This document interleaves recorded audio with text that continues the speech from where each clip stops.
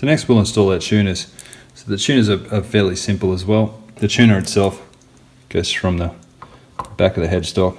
The washer sits over the top, and we've got a bushing that we tighten that secures the washer in place. Now, because this is a 3-a-side headstock, we need to separate our tuners into left and right. And then once we've got those in place, we can simply go about hand tightening them.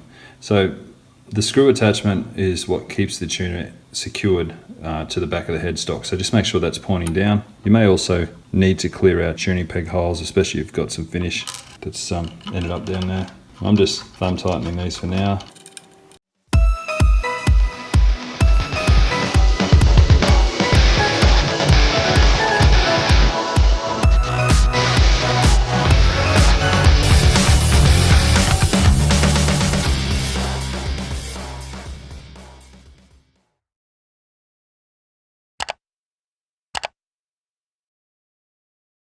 Okay, so once you've installed or hand tightened the tuners in place, flip the guitar over, and one of the easiest ways to align your tuners is just to align them relative to each other. So I'm just using a steel rule here, just aligning the edges up nicely.